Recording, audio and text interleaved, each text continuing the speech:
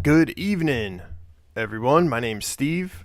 I am a Christian, voluntarist, anarchist, libertarian, what have you, who every now and then likes to pop on here on Sunday nights and talk about crazy stuff that's going on in the world or things that are on my mind, etc., etc. And tonight, I'm staying positive. No negativity.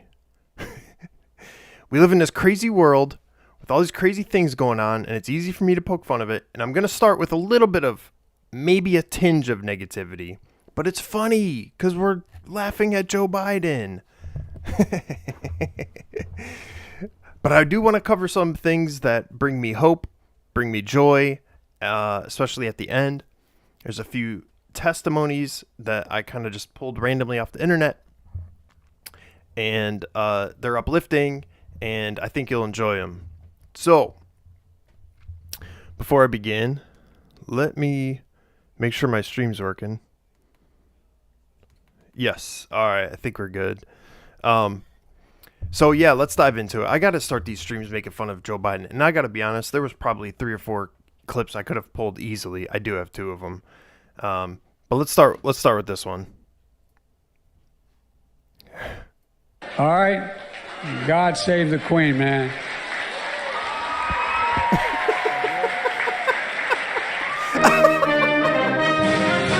I can't take it. I forgot. I hadn't watched this in a couple days. First off, he says, "God save the Queen." Well, hey Joe, the Queen is dead.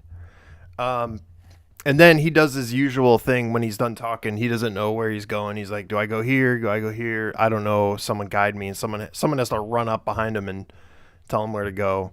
It's so embarrassing. What is he doing? Dude, listen, Joe Biden has lost it. But it's funny. We can laugh at it. All right. I got another one here. I forget what this one even is. Let's see. It made it harder for people to buy stabilized braces. Oh, okay. This is about the recent news about banning stabilizing braces. Put a pistol on a brace, it turns into a gun. If you put a pistol... What did he say? Put a pistol on a brace, it turns into a gun. If you put a pistol on a brace, it turns into a gun. This guy. So a pistol is not a gun until you put a brace on it. Makes it more, you can have a higher caliber weapon, a higher caliber bullet coming out of that gun. Oh, Lord have mercy.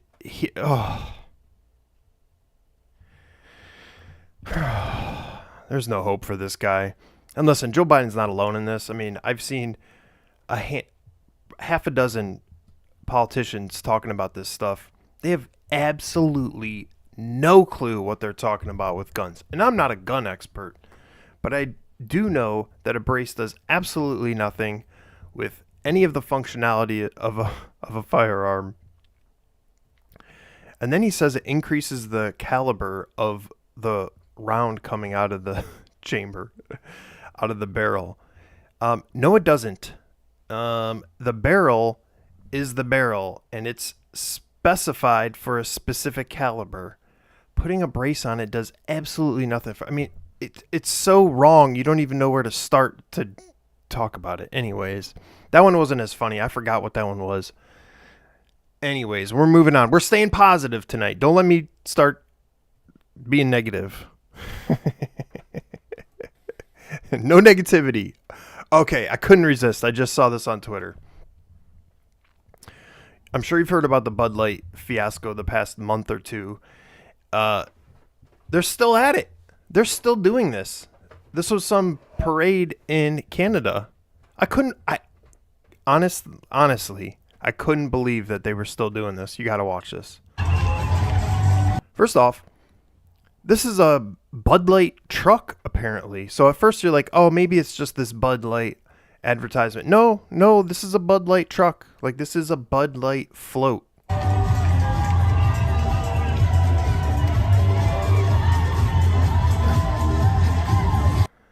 Official sponsor 2023. Yeah, this is in Toronto. What are they doing? They're just digging their own grave at this point.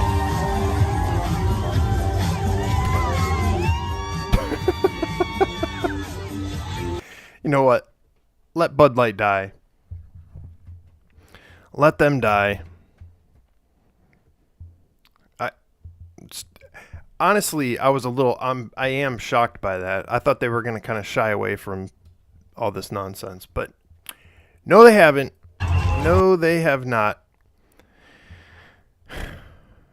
You know what? I don't even know if I should cover this because it's a little bit negative. But Johns Hopkins University put out a diversity and inclusion memo, and it says a lesbian is a non-man attracted to non-men.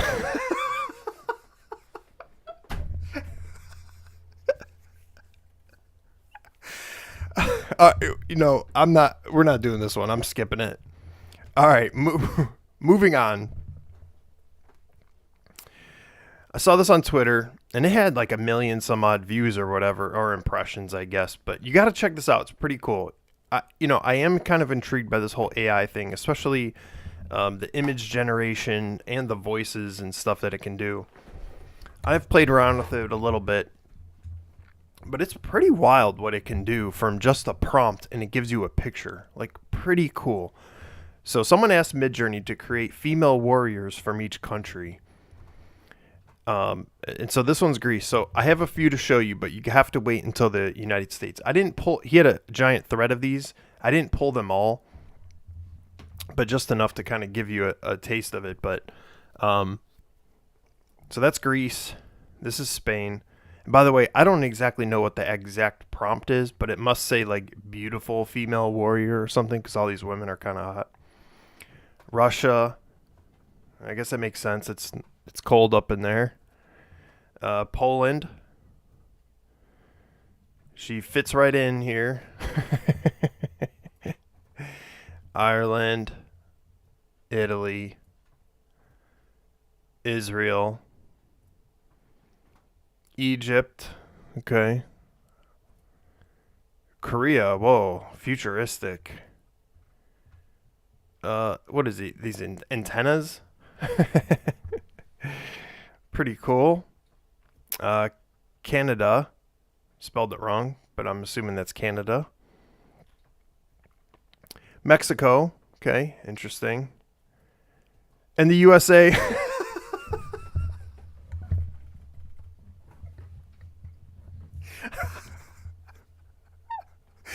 I promise you this was in his thread. There's no way this was the actual prompt, and I'm hoping this was like a joke of some sort. I honestly, I couldn't tell if this was a joke or not. It had to be a joke. I found that funny, and hopefully you did too. Anyways, pretty cool what it can do. Pretty cool. Okay. This is going to be a short stream. I didn't have a lot of time to put together positive stories because they're harder to find. Because there's something about the negative stories that just really get our attention and we get upset. Speaking of which, today I must have seen a dozen or so. Again, I need to stay positive. A dozen or so videos of these similar pride parades type situations with adult men and women dancing naked in front of children. Now, obviously it's horrific and should never happen, but all of the ones I saw were shared by conservatives. It was like over and over and over. I'm seeing these different clips, and it's like kind of at some point you're like, I get it. These things are going on, right? What are we trying to accomplish by sharing this? You know, my pastor once said, and I agree with him. He's like, why are we surprised that evil exists in the world? So what he said was broken people do broken things, or evil people do evil things. This should not be a surprise to us, a shock to us, right? So at some point, sharing all that stuff, it just kind of is like, okay, I get it. Yes, that stuff's going on. It's horrific and it needs to stop. But what are we trying to accomplish by sharing that? Anyways, I came across this video yesterday. scrolling through TikTok, and I gotta say, put me in a good mood. Check it out.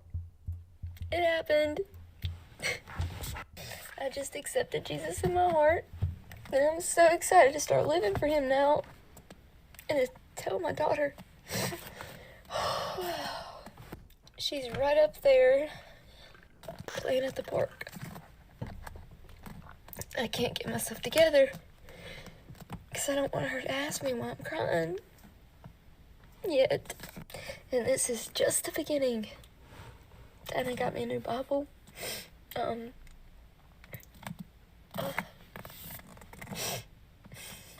It's a lot easier for me to understand.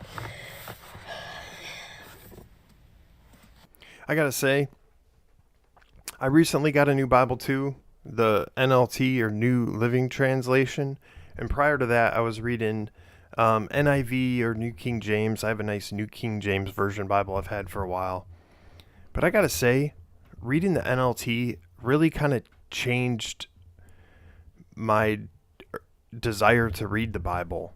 I think just because it was so much easier to understand in modern language and stuff. And the NIV is not bad, but I don't know. I find the NLT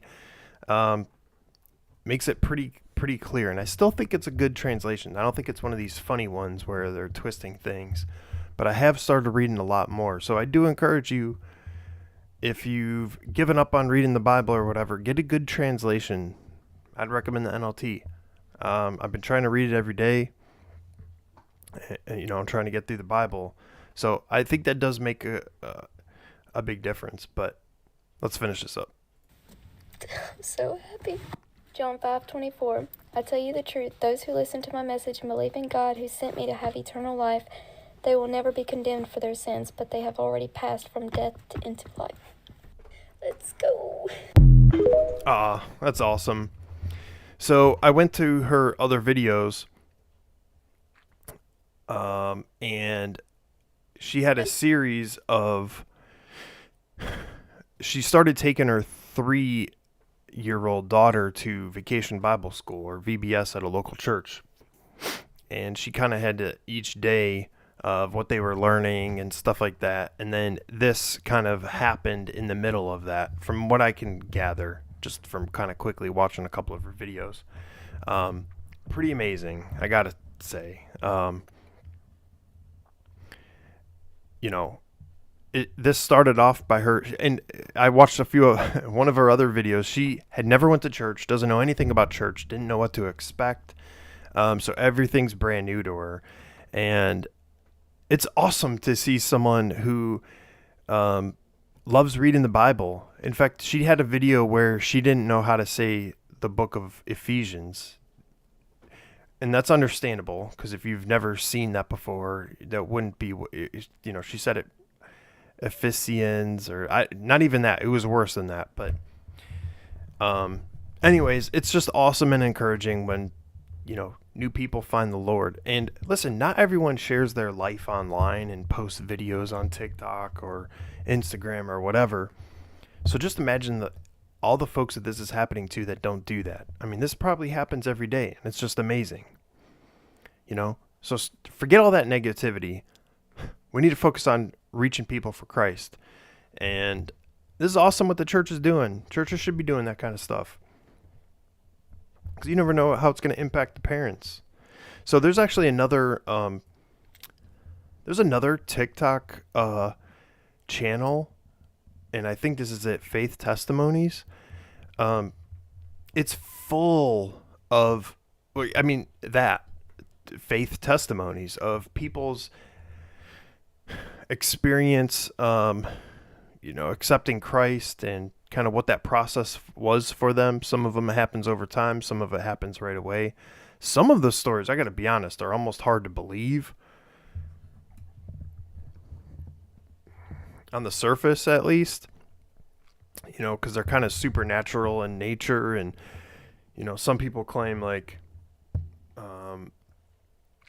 they had near-death experiences, and they explain what they saw and experienced during that time. And it's pretty wild. It is pretty wild.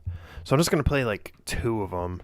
and then I'm going to get out of here. But you'll get a taste of this. So if you ever want to be in a good mood, check this channel out. It's just amazing. And I guess this guy was a guitarist for the band Korn, which I don't even know if they're still around. I mean, I remember them from 20 years ago. Not really my kind of music, so I never got into that. I had a friend who liked them at one point in time, but anyways, this is just a sample of kind of what's out on this channel. And then I get there and I hear about this Jesus Christ who's real, the Son of God who was here and, you know, died on the cross and raised from the dead and came and would come to live inside of me. So, but I'm having a hard time wrapping my head around. I'm like, so this guy came and walked on the earth in a robe and did miracles and then died on the cross and then raised back to life, and now he's going to come live inside of me. I'm like, how does that happen? That is a fair question, because that does sound weird, right? To new believers. And it's like, well, yes and no. I mean, it's the Holy Spirit, right? God's, gift to us, for the Holy Spirit to be in us, right? And so, yeah, I can understand how that sounds weird, especially the first time hearing it. And but you could feel the presence and everything at that church, what they took me to, and I'm like, man, these people are either crazy or they have the meaning of life. And boom, that's a huge one. Because just think about that. People that come to church who, their life's a mess, and you walk into a place where everyone's happy, and not like in a superficial way, but they have joy, right? Imagine what that does to someone. Like, much of the world we live in is not joyful, right? And it's got to be a pretty awesome experience to see that, hey, they have something that I want, right? They have something that I'm missing or whatever. And, I think that happens. I started thinking back when I asked Christ in my heart, and I'm like, maybe that was where my journey went the wrong way.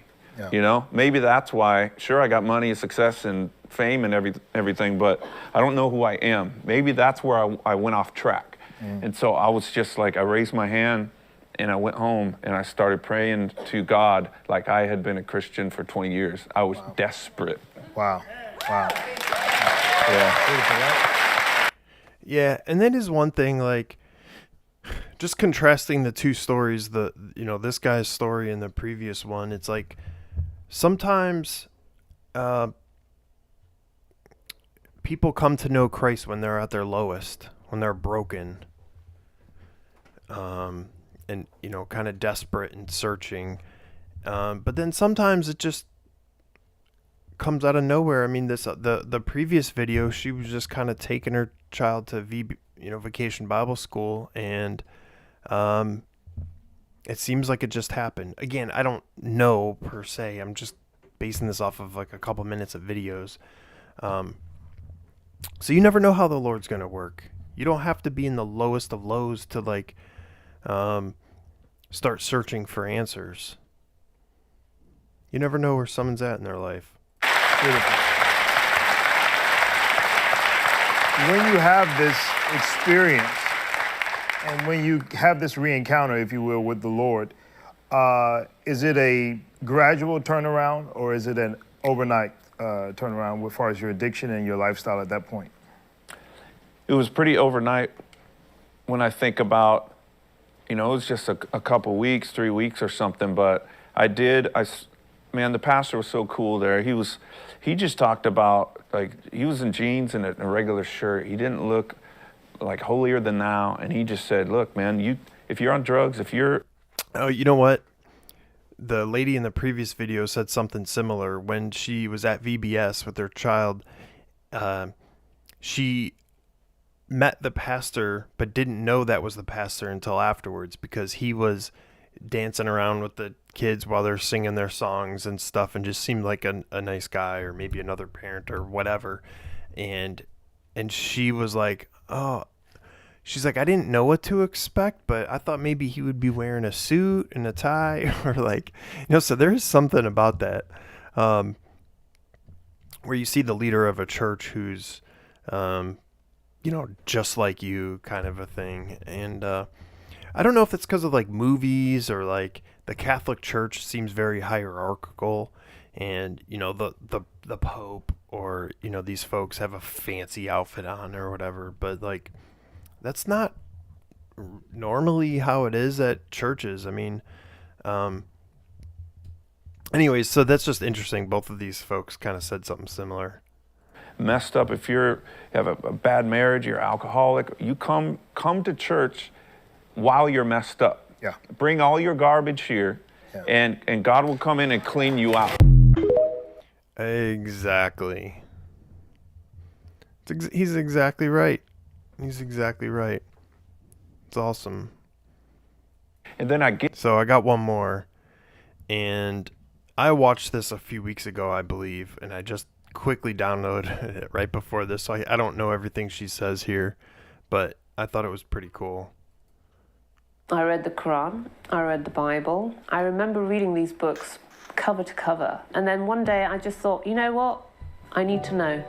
I need to know if Jesus is real. Raisa was born in a religious Shia Muslim family in South London and grew up learning the Islamic faith. I remember my mum and dad would have a mullah come into our house and teach us how to read the Quran. I definitely... By the way, this has nothing to do with it, but this is just, whenever there's subtitles, I always read them, and I don't just listen. Anyways, sorry, we'll just get back to that. I don't know why that is. It kind of drives me nuts. I wish I just couldn't read it, but since they're there, I have to read them. Anyways. Believed in Allah, so I never questioned that, but I never really felt any connection with God. Raisa's family were quite I don't know a whole lot about Muslims, but my guess is because that God doesn't exist. conservative. They wanted her to follow the Islamic faith, but also keep her away from Western culture. I had a very strict upbringing in the Shia faith. Other than going to school, I didn't really know anyone other than family. In order to obey her parents, Raisa wanted to do everything they asked. However, there was something that she and her younger sister really enjoyed doing. We loved tennis, and I wanted to enter competitions, and they wouldn't allow that because it was not respectable for a Muslim girl. Raisa's sport was becoming a threat to her parents, so they thought of doing something that Raisa had no idea of. They explained to us that we were getting too Western, and they wanted us to experience their culture. And then after that, we went to Pakistan, and we were sat down one day, and my parents said, we have decided that you're not going back to England, that you're going to stay in Pakistan, and we're going to find you suitable husbands. I never ever thought something like that would happen to me. Yeah, I guess that still goes on, huh? It's kind of wild that there's still arranged marriages. And it actually made me feel completely alone. I felt like, oh my goodness. They stayed there for several months while Raisa's parents were hunting for their husbands. And then one night, when her parents were asleep. We can't just sit here and wait for our parents to marry us off. Raisa and her sister asked the security guards to help them run away, but they didn't know what was coming up next. Well, basically, we trusted these guys to help us to escape. And they took us and they said, oh, well, the taxi's going to come a bit later. So in the meantime, they were trying to get a bit friendly with us, and we were not having any of that. So in the end, what happened was that they took us back home and literally threw us back into the front of the house. Yeesh. She had to pay for the mistake she had made. Her parents forced her to marry a man from India and flew back to England after the wedding, not knowing that they had made the biggest mistake of their lives.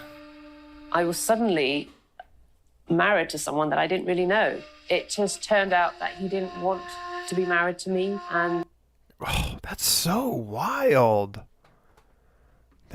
Isn't that wild? So, what do the guys have to get forced to get married to someone? Or do they just do it for money? Or I thought this is where I don't know enough about history, but I thought who gives money to who when they get married? I don't remember. But anyways, the whole arranged thing is just bizarre. he actually wanted to come to England and have a job. His plan was for me to go back to England and sort out all his paperwork. She flew back to England broken and hurt. There were many questions on her mind. Raisa even questioned her belief in Allah. She didn't do the paperwork for her husband or return to India. She joined the police force in London and moved out of her parents' house. Through my work, I was introduced to this lady called Anna, and she was working with vulnerable young Asian women, and we just connected. We had the same heart and the same vision to really try and reach out to them. Anna was a believer, so she tried to share her faith with Raisa. She was a very selfless person, and although I was not a bad person myself, I could see that there was something missing in my life that she had. Exactly what I was saying before. People can see that there's something different about you or with you, right? It makes them question things. Raisa was trying to recover from what she had gone through. She didn't have the courage to believe again in anyone. Just because I was so curious, I just said, look, what's so special about Jesus? I said, just tell me, why do you love Jesus so much? I just thought it's the most crazy thing. She told me who God was. That was so different to what I'd been taught. I was taught that Jesus was a prophet and he was like Muhammad. But hearing Anna's explanation of how actually Jesus was God in human form, coming and then giving his life and dying so that we could have a relationship with God, and I thought, well, what if this is true? What if Jesus really is God and I'm believing in Muhammad and Allah and, but what if this is not the truth? So for me then, from that point onwards, I was determined to find the truth about God. Who is God?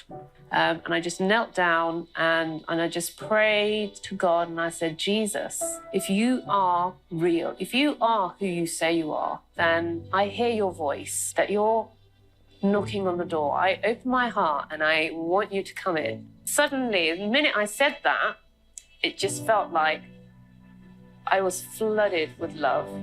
It was an instant feeling of being washed and accepted, and I knew then that this Jesus is real. Isn't that amazing? That is amazing. That's so awesome. Worry and fear and everything was just like washed away. This love that I just felt complete. I knew I had met God. I had met Jesus. The Bible is the final word. It is the word from God. In the Quran, it does say that Jesus is the word of God. Raisa gave her life to Jesus that day and never looked back. She is now married to a godly man named Richard, and they live in Hereford with their 3 beautiful children. Raisa runs a cookery class and testifies to the love of Jesus with others, especially women who have gone through similar situations in life. Wow. Her family never accepted her back after she became a Christian. But Raisa found a new family in Jesus, which is eternal. God is always with me. He'll never leave me or forsake me. And I also believe that he will bring my family together and bring my family to him as well. I do believe that. Come on, that's just awesome. That is just awesome. So listen, go check out that channel, man. If you're feeling down or whatever, go hear these amazing stories, and there's a ton of them. don't even know where they pulled this from. This looks like it was like a TV program or something. They got music in the background and all this. But yeah, they must pull them from all over. But it's very cool, and it kind of gets you excited to reach more people, you know? All right, I got one final video that I'm going to end on. And this isn't so much uplifting per se, but it's this guy again. I want to say his name is Noval Harari or something like that. He's like a stooge of the World Economic Forum or Klaus Schwab's sidekick. At least that's how I view him. I don't know. He's affiliated with them in one way or another. And I'm sorry, this video quality is really bad, but this guy says the most wild stuff. And it's about AI, which kind of relates to what I was talking about earlier in some ways. But you have to listen to what he says. This guy is nuts. He is nutty. Third thing about AI that everybody needs to know, it's the first technology ever that can create new ideas.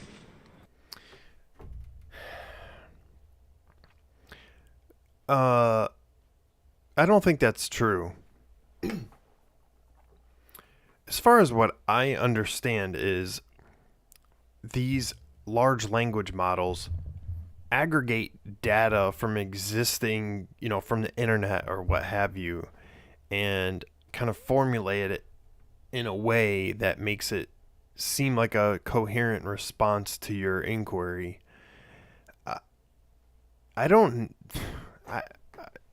I'm not an expert on this, but I kind of dispute his notion that they create new ideas.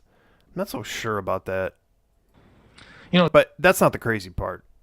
The printing press, radio, television, they broadcast, they spread the ideas created by the human brain, by the human mind. They cannot create a new idea. Gutenberg printed the Bible in the middle of the 15th century. The printing press printed as many copies of the Bible as Gutenberg instructed it, but it did not create a single new page.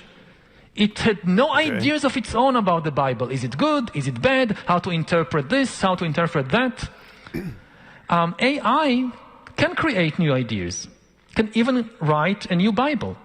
Throughout history, religions dreamt about having a book written by a superhuman intelligence, by a who's wanted that? Non-human entity.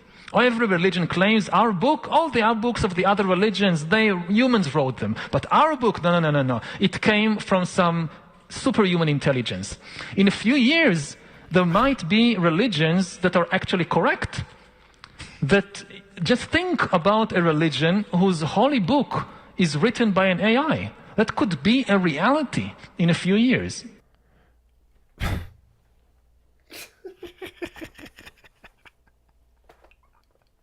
This guy, he is something else. He's actually legitimately suggesting that AI can write a new Bible. It's almost so dumb, you don't even know where to start. And I should really pull up some stats on the Bible. It was written by over 100 authors over hundreds of years and kind of consolidated into the canon and whatnot. And most Christians view it as divinely inspired or God breathed, right? So I do believe, and I think most Christians do, that it did come from God. It was divinely inspired. And he's suggesting all religious books, including the Bible, are just written by men. Yes, the Bible was written by men, but at the direction of God, right?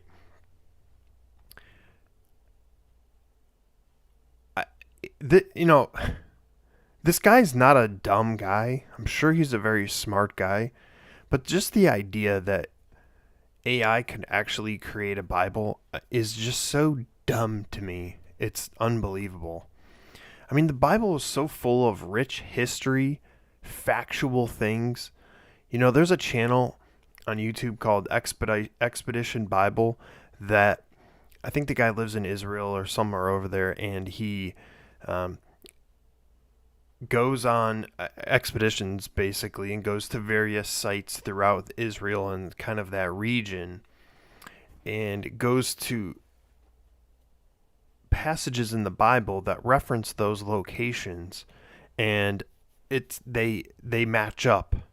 It's really remarkable. And if you have doubts about the Bible and whatnot, I'd recommend his channel. I mean, listen,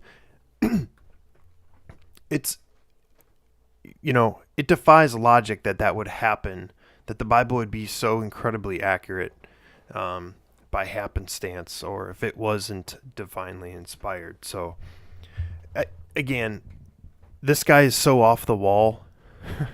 It's hard to believe he actually said this, but they really do view AI as like their savior. You know, they think it's going to make, you know, this guy's a big transhumanism kind of person. He thinks eventually science will get to the point where you could kind of live forever, or your mind, if you can download your mind into a computer program and it has your voice and all this kind of stuff, that, you know, you would live forever type of thing. Like, this is the kind of thing that this guy's involved in, which is just nutty and freaky and kind of, not freaky, but kind of scary. But anyways, these people hate religion. So, I mean, absolutely despise religion, because this guy thinks he is a god, essentially. So, anyways, I don't know if that was very positive, but I just found it kind of mind-blowing that he even said this. I mean, we'll see. I mean, some of these AI things can do pretty cool things, but I can tell you one thing for sure. It's not going to write the Bible, okay? It's not going to write anything close. And even if it did write something close, no one's going to believe that it was divinely inspired. Okay? Anyways, that's enough for me tonight. I took like a month off. I hadn't done this. I just kind of had things going on, but I'm going to try to do these every Sunday night. You know, we'll see. Anyways, if you happen to have watched this far, I appreciate you, and I'll see you next week. Thanks. Take care. Bye.